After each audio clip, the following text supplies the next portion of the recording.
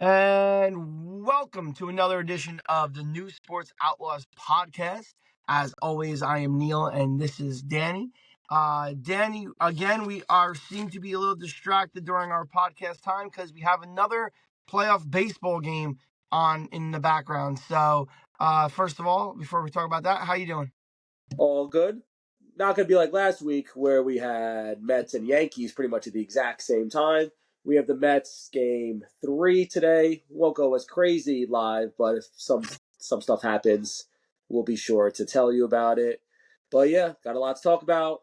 Giants Jets, Jets trading, Mets Yankees, and then we're going to get into our NBA predictions for the year. Yep, I'm excited for that. You know that I've already started watching preseason and I'm already into the NBA. But while Luis Severino looks dominant in the first inning, putting down the Dodgers 1-2-3, let's start off with the team that has the stage to themselves tonight. We'll talk about the New York Mets. Severino has looked good in the playoffs so far. Not good, better in comparison to the Dodger pitcher today. The Dodger pitcher, Walker Buehler, has only pitched 5 innings. He has a 10.8 ERA, and Sevy has pitched 12 innings and has a 4.5. So a little bloated, should be better. I think he had one good start, one not so good start, right? Yeah, sounds about right. Well, their Dodgers' strength is their bullpen. So definitely their starters, if you're going to get to Walker Buehler or get to them early, definitely. If you're going to get to the Dodgers, got to get to them early. That seems like how they won game 2. Right off the bat, Frank Lindor, leadoff home run. Second inning, Vientos hit a home run. It was grand slam, actually, so it was 5-0, 6-0 early. It wasn't over then. But it was a big insurmountable lead that they couldn't overcome. Dodgers couldn't overcome, and tied up the series, leading to game 3 tonight. Yep, and I know that Bueller had a bad start, and the Mets are about to come up and start hitting today for the first time in the bottom of the first. But what the numbers look like, Yamamoto has not looked that good in the playoffs, and Quintana has looked awesome in the playoffs. And those are your pitchers for tomorrow. So, if you're the Dodgers, you got to win this game. And if you're the Mets, if you win this game, I'm not saying, I'm not saying that it's over, but you're feeling good about yourself if you can win tonight and go into a Quintana game up 2-1. It really seems like Citi Field is the best home field advantage for the 4 teams that are kind of left between the Yankees, the Guardians, the Dodgers. It seems like they definitely feed off the crowd, whatever magic is going on over there right now. It's almost like a club. It was kind of like the nightclub feel over there, especially with Edwin Diaz when he comes in and closes games. But I would agree with you that it's a close to a must-win for the Dodgers. I know it's only game 3, and I'm pretty sure the stats say the winner of game 3 wins like probably 2/3 of the series. But yeah, the bats got to get going. I know Ohtani and Betts were off. They went 0 for 7, I think, in game 2, unlike game 1 where I think they dominated. But yeah, I would agree with you. I think the Dodgers, this is more of an important game for the Dodgers than it is for the Mets tonight. And obviously, despite the Mets being as far as they are, we're not going to get as focused or spend as much time on them as we usually spend on the Yankees. But like you were saying before we started going recording here, Otani's got to get some heat. Otani is 0-20 in the playoffs with nobody on, and he's 6-8 with runners on. That's great that you're hitting with runners on, but 0 for 20 with nobody on is eye-opening. Yeah, we were just talking about it because obviously in New York sports radio is all about Judge, especially before yesterday. And his thing was runners. He was like almost the opposite of Ohtani, where he wasn't hitting with runners in scoring position, or he was striking out, or it was a double play, or it was a pop out. Lindor just flew out to the warning track. So it's definitely one of those things. I think in LA, I know it's not as crazy as New York media is here in terms of their players, but if the Dodgers go down to the Mets and Ohtani is still in his slump, maybe, it's only year 1, so I get it, but it's got a lot of making up to do for the next year if that happens. Yeah. Well, the West Coast is the wrong coast. So those Dodgers and Dodger fans can take a long walk off a short pier. So let's transition to the New York Yankees, talking about the right coast being the East Coast. And I have a overwhelming question for you. Yes, the Yankees are two. Oh, yes, the Yankees are 2 wins away from their first World Series since '09. But my overwhelming question to you is, should it matter how we're winning, or should it just matter that we're winning? Um, I think it matters that we're not playing. I mean, the Guardians aren't playing their best baseball either, but the Yankees aren't playing their best baseball, and they're still winning. And I think that means something. Since it's been 15 years since the Yankees have been back to the World Series since '09, um, it matters that we are getting the wins. And the way we're getting the wins, it's not like I believe we still have the lowest ERA amongst the playoff teams left. I believe we have the highest OPS still. It's not like, I mean, we're being given stuff because the Royals and the Guardians have literally been gifting us walks, runs through walks and wild pitches and errors as of yesterday. Um, but I think there's a lot to be said for how Glaber is hitting. Glaber is on fire. How Stanton has been hitting, how Soto has been hitting. If Judge kind of continues that momentum from yesterday, I mean, I think it looks even better. ERA, playoff Clay, has been a thing. He hasn't let up a run in any of his postseason innings throughout his career. Weaver looks like a dream. Weaver's putting him to sleep. It looks like we have a formula right now. And I know we're not putting up the 9 runs, 10 runs, that kind of thing. We seem to be okay with it. It's working for now. I don't think it's going to work in the next round if we get there. But to kind of get 4 or 5 runs, our pitching, it seems like it's going to get 2, 3 runs, give up 2, 3 runs, and we're content winning 4-2, 5-3, whatever it is. So That's yeah, a I think real. that we're winning is the most important. I know, and to at least talk about your what you were just saying about the bullpen, uh, really, it's an old type of formula. That formula, give me my starter to give me 5, and I'm going to get a 6, 7, 8, 9 from my bullpen on 4 to 5 guys that I trust. Tommy Kahnle, Hill, Holmes, and Weaver have combined for 6.2 innings in the 2 games and have only given up 2 runs.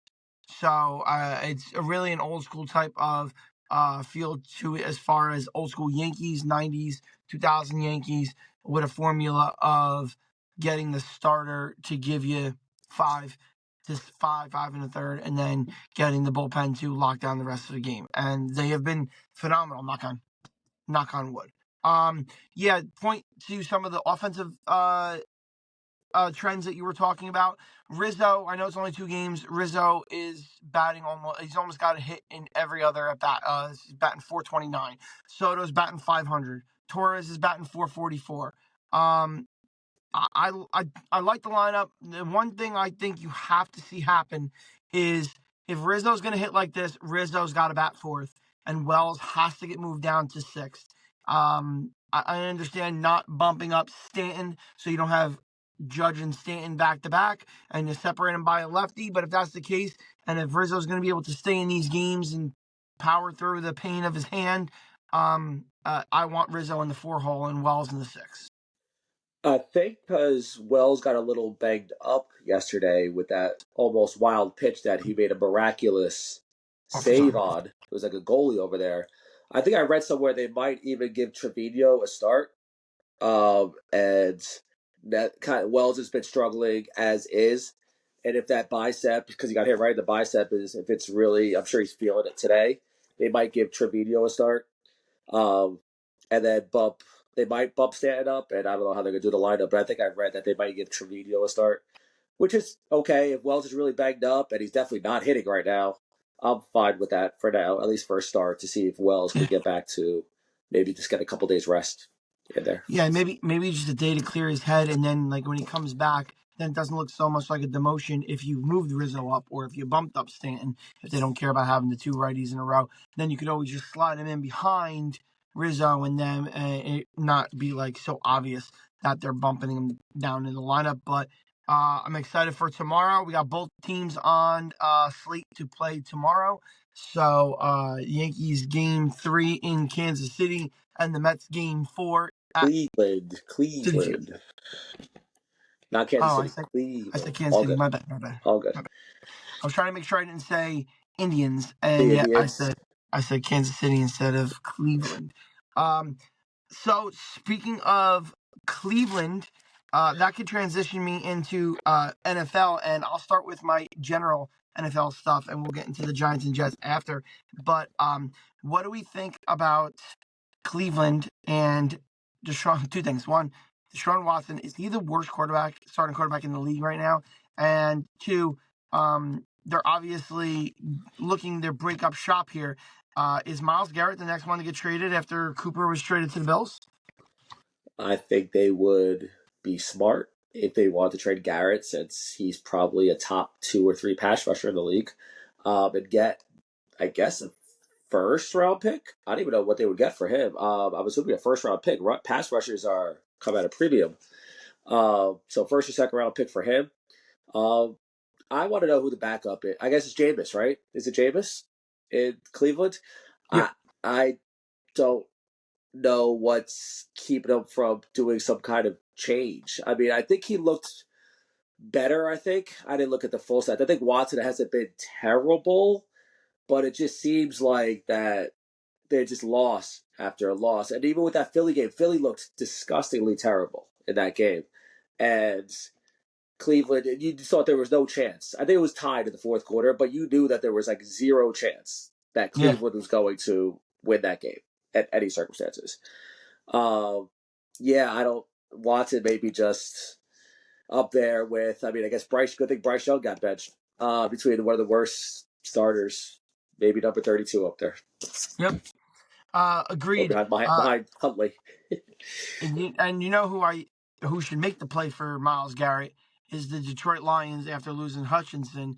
And I think I want to say one of the shows I was watching the clips of on Instagram. I want to say it was Chris Canty. It might have been Chris Canty that said if you're the Lions, you call up right now and offer him like a first and a fourth, or maybe like a first and a conditional pick that is a fourth that could become a third depending on like stipulations. He's a game changer. Can you imagine him on a good defense? Because I think the rest of Cleveland's defense is pretty suspect. We've seen the Giants move the ball on them, so I think that would be a needle mover, definitely. Or even a Max Crosby. Max Yes, Crosby is another for one his name too. that they was kind of on the block when Devontae Adams, before he got traded, they were talking about maybe doing a package deal. I think at one point before he got traded to the Jets. But yeah, they definitely they're in a win. Detroit, we're not going to get too much into them, but they're in a win now mode, and they lost their guy for a year and a half or something. Maybe at least this year, obviously. Maybe some after when he gets back next year. Um, they need that pass rusher. Those O line and D line is what makes them great, and they seem like they're maybe the probably right now the best team in the NFC. I mean, we got the Vikings. I know the Vikings are still around, but in terms of last year and this year, they're continuing. I think they're right now the best team in the NFC. Yeah, and that Hutchins is a great player. That injury was gruesome. If you're somebody who doesn't like watching those injuries, don't look it up. But if you don't mind watching it, it's worth the watch if you don't mind watching and how bad it looked in slow mo. So speaking of injuries, are we ever going to see CMC this year? His window just opened, but they don't seem too ready to. It's officially able to be open, and they don't seem eager to open it. So you think we'll see him this year? Uh, I'm actually going to say, oh man, I think it could be a no. I'm really kind of leaning towards no because you think he has to get ramped up again. He has to do all that. They're going to be super cautious with him. So what the report was, week 8 at first, I think, or at least he's reported off IR, and then like you got to ramp him up. I think I'll kind of change my mind real quick. I think we'll see him back just because the 49ers have to. They're in a win now mode also because they're not going to be able to pay Brock Purdy this offseason, or you would think, unless they have to restructure and do whatever they do. But they have to pay Brock Purdy, and their window is pretty much this year before they have to kind of make some changes offensively or defensively. So I do think we'll see him a little bit. But I think he'll definitely be. I think 49ers have found a couple running backs now that I know Jordan Mason just got hurt.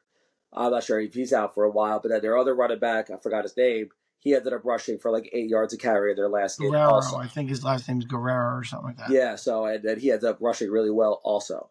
So obviously CMC is one of one, but I mean I think we'll see him, but I think it'll be more. At least I think it should be more of a running back by committee in Yeah. San I Francisco. mean, if he ends up needing surgery and they've wasted this whole year without doing that surgery, I think that's malpractice. That he's literally been on the sideline, and then what happens if we find out in January? Oh, CMC needs Achilles surgery.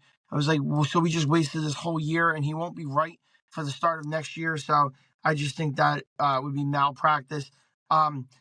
And what's not malpractice is the Vikings maybe finding their franchise quarterback. My last headline question for you is: can the Vikings keep this up? Because that division is pretty good. I mean, they're 5-0. Detroit's 4-1. Chicago and Green Bay are both 4-2. Um, can they keep that up? I mean, they're not going undefeated. I think the Bears are still a little overrated. They played some pretty bad teams along the way. Um, Caleb has looked better, but I think they're a little 4-2 is not where they're going to finish. But yeah, no, they have a really good defense. I couldn't say I from their coach. It looks like they have a fantastic coach over there, and it looks like Sam and Justin Jefferson. As long as you have them two and Aaron Jones back there, I don't see why they can't keep it up, especially with their defense under Flores playing as well as they're playing. I don't see why they couldn't keep it up. Yeah, I don't. Yeah, like you said, they're not going to go undefeated. I'm not saying they're going undefeated when I ask that question. I'm just saying, No, are I'm they going to be just able to keep up? Because I guess we all assumed that Detroit would win that division. We all either assumed them and Green Bay would be the two best in that division. Looks like Love is finally getting his stride. And we had a terrible play in the Met game. The catcher went to second instead of taking easy out of first. Hard throw. And I guess that you're saying that's an error on the second baseman, even though that was not a great throw. first, second, Um, nobody out. the catcher, yeah.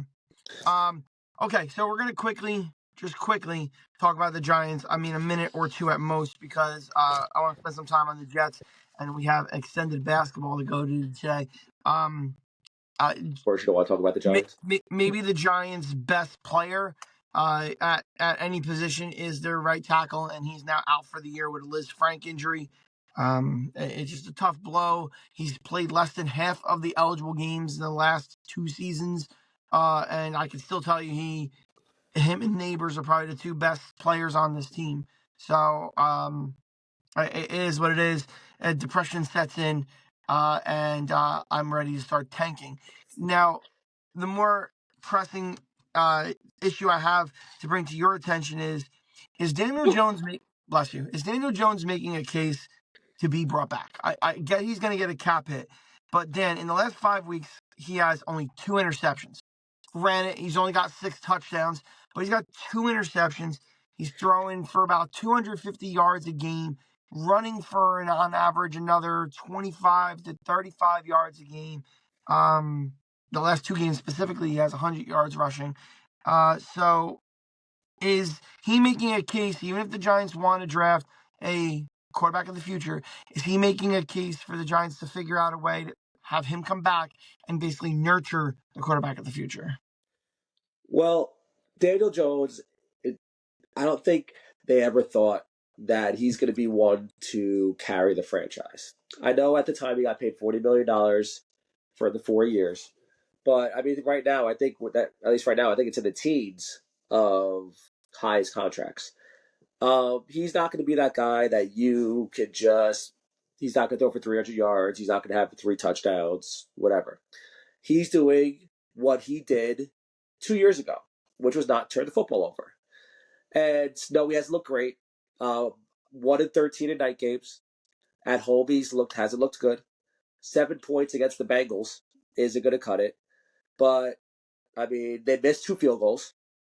So they missed 2 field goals in that game, which were big field goals. He did have the red zone turnover, which was a bad turnover. It was. So it's one of those things where he can't commit any turnovers, and that defensive performance was a waste because they played great defensively against the Bengals, who was scoring 30 points, I believe, the last 3 games, and they only held them to 17. Um, they held Chase in check.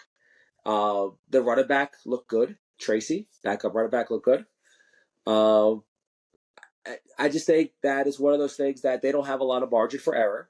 And when something goes wrong, like a Daniel Jones pick or 2 missed field goals, it's one of those things they're not going to win many of those games. Yeah. No, I mean, I can make a case to you that the Giants are 3 field goals away from a 4-2 record as opposed to a 2-4 record. And it just sucks the way things happen. But I want to see. Here's what I want to see the rest of the season. Despite what the record says, I want to see them build Neighbors into a future top 5 wide receiver in the league, and I want them to figure out the other weapons they have on offense. Even if we don't think Daniel Jones is the answer for the future, which I don't think anybody thinks that. Tell me what other weapons we have to go along with Neighbors. Are we convinced Wandell is the slot guy of the future? Do we think we have something with Tracy, even if he's not a stud back? Is he good enough to have a split share with somebody like a Singletary, like a vet, and he can make moves? So find out what we have on the rest of this roster besides Malik Neighbors. Before we move on, that's why I'll ask you a question. Do we think, since you're our New York Giant fan, that any of this could be on Daboll, Brian Daboll? Like, has his coaching, like caused you for some cause to pause? Okay. No, honestly, to be perfectly honest, from what I've seen from him, I actually am more convinced he is the answer. I was always somebody who felt beforehand he's got to draft his own quarterback. I think they were dealt a crappy hand.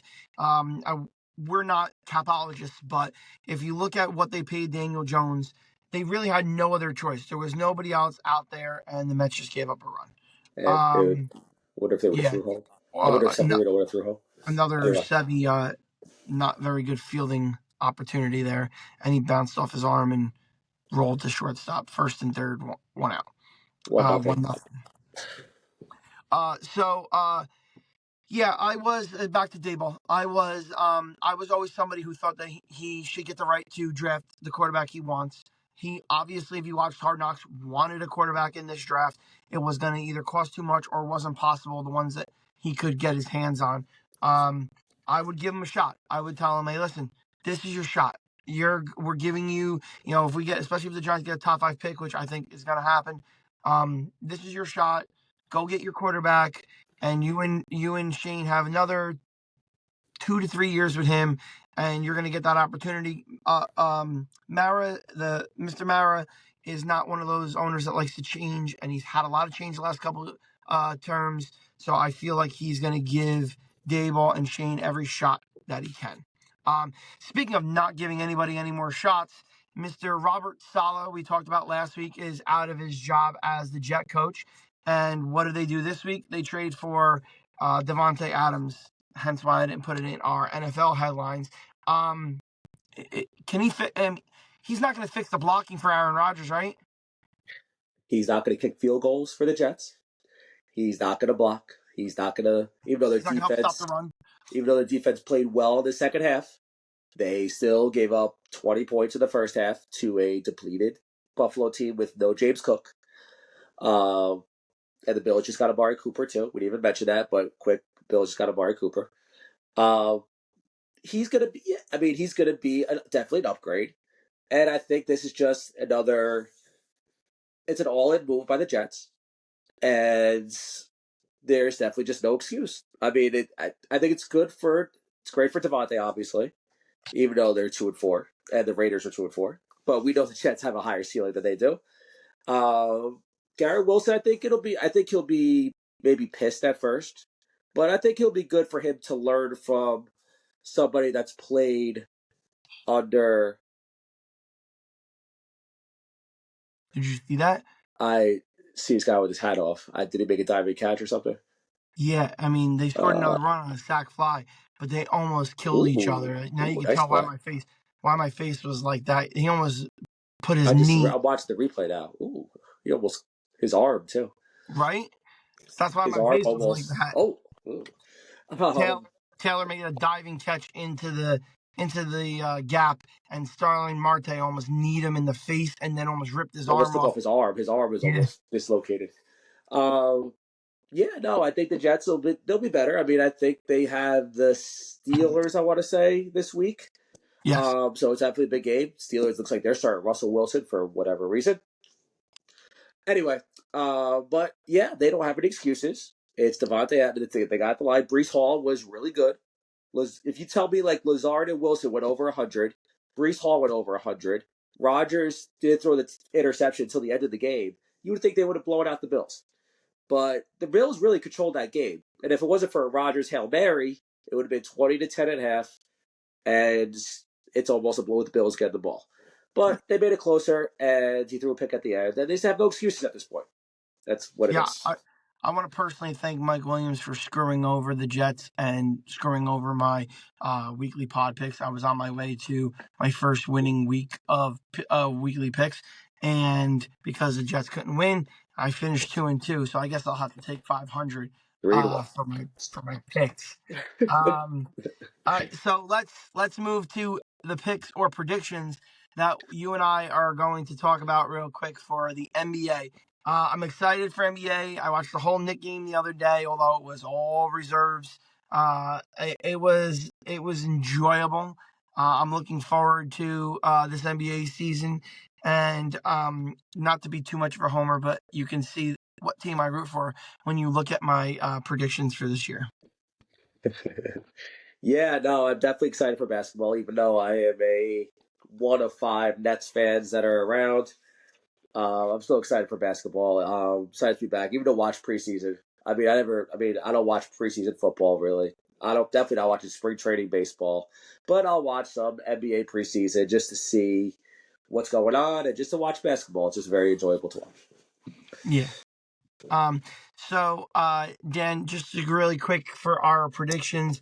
I think we both went with guys that are currently on top five odds in Vegas for MVPs. I went with SGA and you went with Joker, correct? Right. Yeah, no, Jokic, he just gets the ball too much. It's almost like an Otani award, almost at this point. Yep. Um, Yeah, go ahead. no. Which topic do you want to talk about next? We go with rookie of the year. I went with, I believe, top five pick Reed Shepard, 50% shooting from three. And you have Zach Edey Yeah, as your I, center. I totally went chalk there. Yeah, no, definitely. And yeah, Zach Edey, I mean, even from like summer league and like preseason, he seems like just getting 10 rebounds in his sleep. Yeah, So that might, double double. Yep. yeah, double machine. So it seems like that he's definitely a good pick no matter what, because Memphis doesn't have anybody else on the team. Yep. So She's true. go ahead, six man. So I have Nas Reed. So I think Mhm. with Cat getting traded, I think that opens up more opportunities for Nas Reed to do some work. And of course, no surprise, you have Josh Hart as your sixth man of the year. Yeah. Yes, and I believe Josh will be an absolute awesome sixth man. I watched this second unit that he will be playing with basically start the game for in the preseason, and they're going to team him up with McBride, and they're going to team him up Nobody else. with There is I nobody want to else. say this kid Conley's going to play a little No, bit too. no, he's not This, playing. this kid from Marquette, he looks like an absolute animal. I can't wait to watch him play. Oh, he's not even going to And play this year. and then Yeah. Jericho Sims will be on that second unit too. So Woo-hoo. looking forward to that Knicks second unit. All right. For coach of the year, I have Houston's Ime Udoka. It's about time that they kind of get some of their young guys up to veterans and start getting some wins and start being in the playoff hunt. Since it's kind of been a little bit of disappointment over there. And you had the Thunder coach, which I don't even want to pronounce his name. Do you know how to pronounce his name? I have no idea. It I'm starts with a not gonna D. even. I'm not gonna even try. I No, it just starts think with a guy. But I believe he won it last year, too. Yeah. for being they had the best record in the Western Conference, and I don't see why they can't do it again. They just added Hartenstein to the team, so I think they'll be contender. They'll also be contenders too. And I think all right. So our pretty much predictions. So with the Eastern Conference, I have the Celtics and the 76ers, and you have, of course, the Knicks and the Celtics going to the Eastern Conference Finals. Yes, and not to put the cart before the horse, the Knicks will get their revenge on those scrubs from Boston, and the Knicks will win the Eastern Conference Final. Yeah. Anyway, okay. So, and then in the West, I mean, it's a lot of chalk here. I really don't see a lot. I was trying to think of the other teams that we could have put. Like, I was thinking of the Lakers, who are always somewhat up there, the Mavericks, who had a big year last year. The T Wolves are an up and coming team, but I just really don't see the Suns are always there. Kevin Durant, Bradley Beal, Devin Booker. Um, I just don't see anyone that's better than the Nuggets and the Thunder. So I picked them for my West, and then you agreed. Put the Nuggets and the Thunder in the Western Conference Finals, and we both have the Denver Nuggets coming out of the West. So and the thing, so I would have the Celtics and the Nuggets in the finals. You have the Knicks and the Nuggets in the finals, and we both have Denver going 2 out of 3 in the finals this year. And then I haven't seen an NBA Finals since 2000, so I will take an NBA Finals loss if I can get there for the Well, Knicks. I mean, hopefully, if it keeps going the way it is, so we had the Knicks earlier, we have the Yankees and the Mets. So, I mean, maybe you get some more New York love. I wouldn't mind seeing that. I know I'm not a Knicks fan, but I wouldn't mind seeing all New York kind of light up blue and orange, even though you don't think so. You just think I want them to crash and burn in hell. But Yeah, it would be good. you're a troll. You're like a Sean Marash level troll. And I know that it has something to do with my next prediction, which is I think the Nets will have the worst record in the NBA, and they'll get the kid from Duke in the lottery. I mean, that would be great.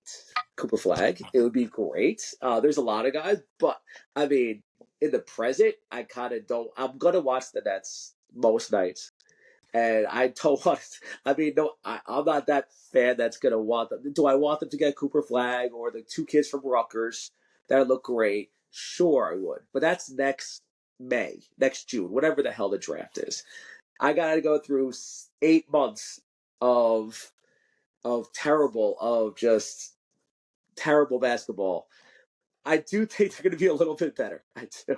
Maybe that's just my fans talking, my fandom talking. They're only projected for 18.5 wins. You're gonna bet the over, aren't you? Of course I am. I mean, they're going to get, I think that they're going to get at least 20, 21. I'm not saying they're going to make the playoffs. I'm saying that the Washington Wizards are going to be worse than them. And of Don't course, I don't pick the Washington Wizards as don't my worst. touch don't touch the kids' college fund on that bet, please. Thank you. Well, I think pretty sure we made a Yankee bet a while back, and I'm pretty sure I won that one. Anyway, um, yeah, no, I mean, of course, that Neil didn't want to put in his spreadsheet. He didn't want to put most improved player on there, and of course, that's the only award that the Nets have a chance to win. But they're not going to win it anyway with Cameron Thomas. But of course, he's not going to win it anyway. And of course, Neil would have picked Mikal Bridges probably or something like that because he's just going to suck Probably anyway. But probably something trolly. That's probably the way you I would have would picked. You go. definitely would have picked Mikal Bridges or something like that. But Um. yeah, looking forward. Next Tuesday starts the season. Knicks Oh, Boston. by First the of the way, year. hockey's already started, and the Rangers are 2-0-1.